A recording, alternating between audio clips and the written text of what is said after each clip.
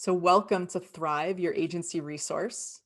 There are certainly a lot of perceptions and assumptions out there as to what an agency should be.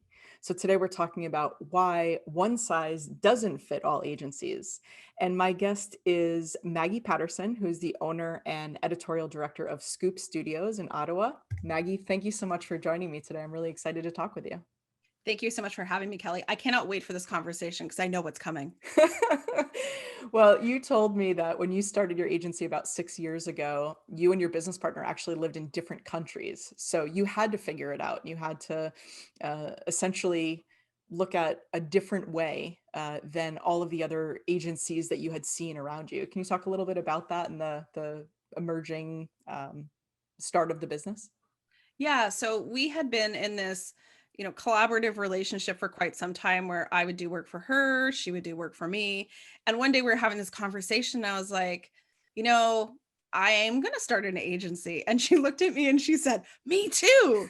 And we had such a great working relationship that we literally spent a full year planning out what it would look like to come together. So it wasn't like a hasty decision because Hmm. there's a lot of complexity. We have cross-border issues. We also had team members on our that we were already working with that were distributed, so we're like, okay, how are we going to make this work? And she's in Indiana, I'm in Ontario. It's very messy. So we had to do a lot of planning, but we had a very interesting experience in that a lot of people were like, wait, you can't do that, or oh, how does that work? But Hmm. once people kind of got over that, or like, oh, look at us, we're blazing a new path for something that people don't typically do.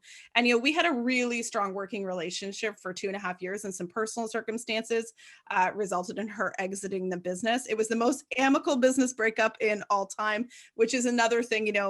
We often see the co-founders of an agency having a big creative difference, and then we're still really, really good friends. We talk almost every day. So there's so many different ways we can do this, whether that be cross-border or how we're exiting our co-owner relationship. Yeah, it sounds like a conscious uncoupling to me.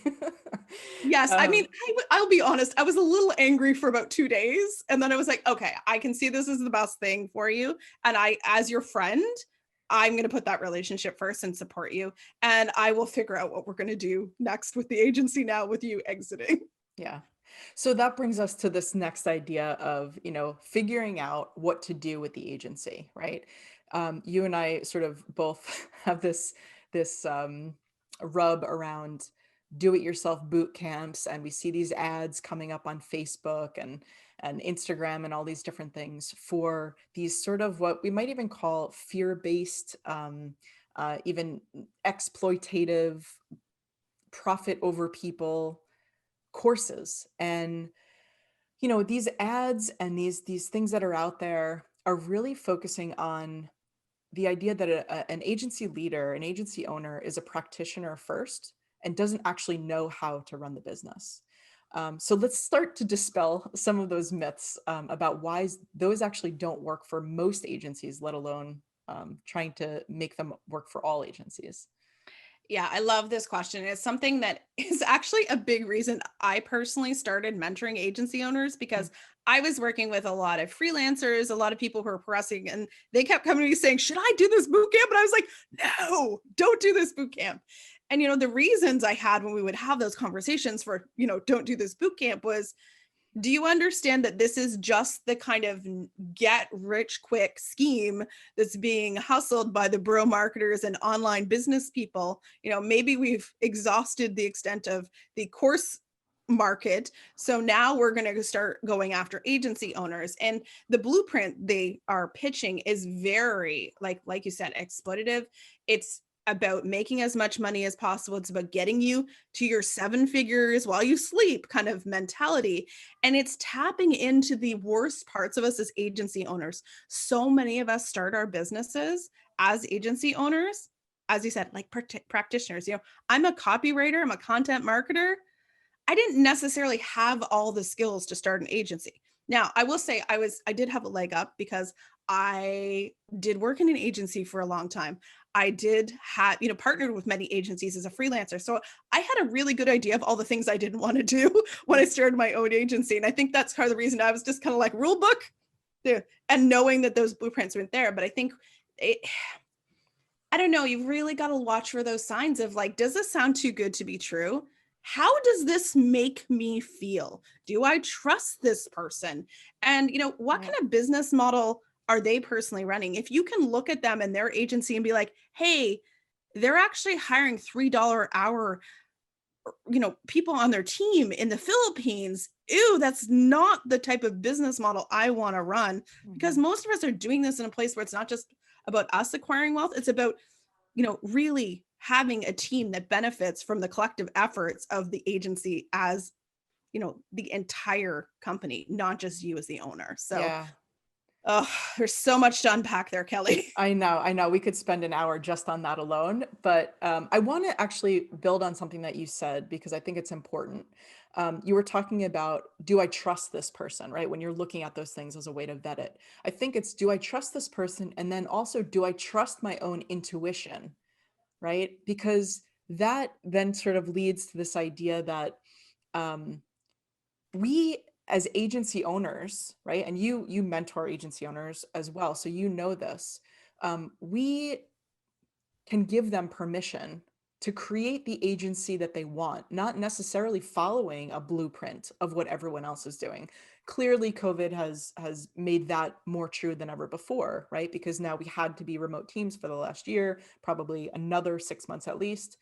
Um, but yeah, it's like trusting that you have the ability to do whatever you want. You can create literally the agency that you want in terms of the type of team, where they're located, the service offerings. We'll get into that in a minute. But talk a little bit about more of this, and one of the reasons why more clients, from what you're seeing, are actually more open to working with these micro agencies, as we're calling them. Yeah, I could not, like, personally, I could not be more excited about this because I was like, "Oh, things are changing. I've been waiting." And the changes we're seeing, obviously COVID has changed everything in terms of remote teams, and I know you've talked about that a ton already on the podcast. But the other things that are happening are, companies are a little more budget conscious, so they're willing to look at alternatives to where are they paying for extra layers and layers of management and complication in these big agencies. I mean, I come from a big agency. I know exactly what that looks like. They're looking for ways to, have people that are very involved in the account team, not these big teams where they're training the juniors. They're looking for people who are the best at their craft, not necessarily the biggest or the flashiest agency that's going to send them the really fancy Christmas gift. I Right. think there's a greater willingness and understanding to embrace that. And I think, I'm seeing with some of my clients that own agencies, it's like opportunities that I literally 2 years ago could never have imagined would be on the table. And I know we've seen that for us, our team too. Like, I'm always like, is this really happening? Like, the quality and the caliber of the companies that will come to us, um, a lot of the things have just been stripped away that would have been a barrier to, they don't need to come to our office. They're okay with us being distributed. They're okay with us specializing in one specific thing. A lot of those rules have just been like literally burnt down. And that really works for us as, small or micro agency owners. Yeah, I'm actually seeing the same thing with my agency clients, so that all checks out. Let's face it, agency life looks very different than ever before. Remote and hybrid teams need better tools to help them communicate and access files, track their time, manage client budgets, and more. If you believe that it's time to streamline things once and for all, Workamajig is the all-in-one agency management platform built to help you do just that. Head over to workamajig.com/thrive to learn more. Back to the show. To that end, though, can you actually share an example of how sort of giving permission to a client really led to a substantial impact for them? So one of my clients I mentor, I always think of her because she runs a very similar agency to what I do. She does content marketing. And she was struggling with something I had struggled with years before, was I have to do everything. And the perfect example was she had these clients who wanted video production, and she's no interest. She's a writer. She's just like, I can write your scripts, but she got embroiled in managing like independent contractors and video shoots on location and illustrators doing animations. And she was like, dear God. And she came to me and she's like, Maggie, I can't do this anymore. I was like, so don't. Right. And she was like, but I was like, wrap up the contracts you have and you no longer offer this service. And like the second she did that, you could see the weight was lifted. We've all been there as agency owners, the thing that's like kind of tethering us down. Yeah. The weight was lifted, and she discovered that those services were not profitable. They were draining so much of her time that she didn't have time to run the business. And then from there, a lot of things were able to open up for her. And she, after that, started cutting out different things. And I'm always forever encouraging people to be like, do you really like that service? Because every time you talk about it, get this look on your face. And so just to turn that back on you for a second, you actually did that in your own agency, right? I mean, I know I did it when I had my agency. We cut social media marketing and management. I was like, it's not profitable, 4 quarters in a row. Like, we hate doing it, done. But what did you do in your agency? Yeah, so it's been a wild adventure, but one of the things we did is we started off full service, like I think so many of us do, because we think no one's going to hire me if I don't offer all the things. Can you pause and say that again so it really lands with people, because this is a myth. Yeah, we think that people are not going to hire us if we don't do all the things, that we have to be good at all the things, when really you can't be good at all the things. Right. So, we started off with websites. I don't like website projects. They're long. They always go over budget. I don't like them, but we were doing them because we thought we had to. And we did a lot of websites and I hated every one of them. We were doing a lot of tech setup, a lot of email marketing management, a lot of integrations on things. And I was just like, this is not for us. So we basically exited an entire half of our business, anything to do with tech and web. We were like, bye. So we only do content marketing now, and specifically not just content marketing, but content production, focusing on blogs, because I don't want to do social media management. It's not profitable. We are writers, and that's what we do best. So we can come up with your strategy and help you execute that strategy. And a lot of times this means we don't go into certain opportunities. Like, I had an amazing RFP for a company I'm like just could not wait to work with, but I was like, hey, it's not a fit, maybe later. And director of content and I had a great chat, and I know there'll be an opportunity in the future, because I was honest with her versus kind of contorting us to meet the requirements of the RFP, because I like them so much. Yeah, that's a great point too. I think we recently talked about the RFP process and all the inherent issues with that. But one of the things that came out of that conversation with Sophia's story was really around this idea of advocating for yourself, right? Like saying, again, this is in line with one size doesn't fit all for agencies. We could say that about RFPs too. And that's inherently why that process is broken, because you're trying to have people bid on something where there's very little creativity. It's very self-prescriptive. There's an allocated budget, all of these different things. But what I hear you saying is that you advocated for yourself, you stood up for your company, and you did not have the fear of, hey, we probably are not going to get this client if we don't say that we can do everything, right? And so what that does is it tells you that, or tells your team that you trust them, right? It does so many things for the agency.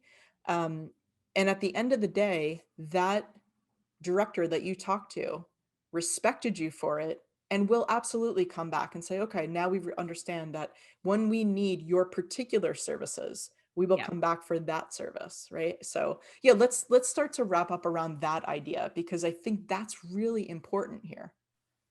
So I think this goes back to almost where you were talking about a few minutes ago with trust and self-trust and I talk about this a ton, like in every aspect of my life, not just in business, but how do we say, hey, you know what, this isn't the best opportunity, and just knowing that there will be another opportunity.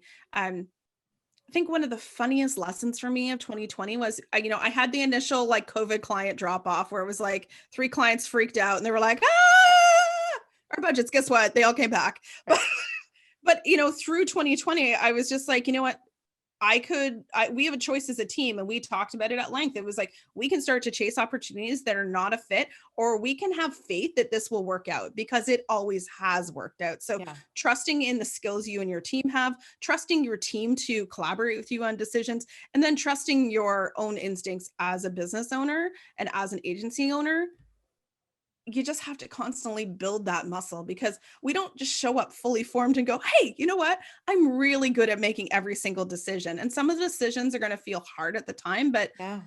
I'm never, Kelly, I've never looked back and been like, oh, that I regret doing that. Like, whenever I just lean into trusting myself, trusting my team, it always does work out. Yeah. Yeah. I think that's great.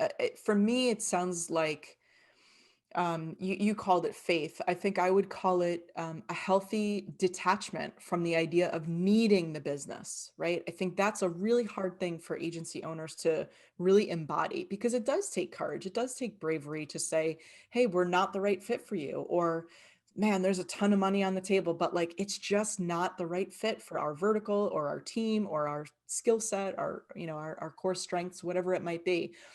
Years ago, I don't know if I've actually even shared this story on the show before, but years ago we had Johnson and Johnson come to us when I had the agency, and they wanted us to build something for their pharmaceutical sales reps. And literally, the woman said to me on the phone, "We want you to build this tablet application, iPad application for these sales reps, so that they feel like they are selling something that is going to be good, that is going to be beneficial." And the way that she said it, just like it stuck with me. And I was like,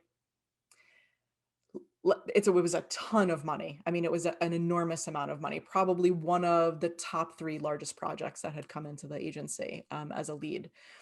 And I remember saying, hey, can I take the weekend to think about it? And I came in on Monday, and it was very clear. It was very clear, right? If it's not a definite yes, it's a definite no. And we passed on the project. And she's very similar to your story about the director. She said, I really respect your decision. And by the way, you're like the 5th agency to give me that same response. So it just goes to show you that you stick with the integrity and your core values of your agency, and you will always make the right decision. Yeah. And I mean, you're also probably going to make some not so great decisions along the way that will Sure. remind you, like, we've all had those situations of the money is there, we could use the money, it would help us meet our goal or whatever it is, the motivator for that. And then we do it, and then we have deep, deep regret. Like, I have definitely done that, and it will never happen again, because I just can't, I don't have it in me. My mental health, the sanity of my team, the hard boundaries there, just no. And I've learned that the hard way. Yeah, well, I would love to end with that note in terms of boundaries, because I think the better our boundaries are, the more successful we are as leaders and as agencies. So, Maggie, thank you so much for joining me on the show. I really, really love this conversation. Thank you so much for having me.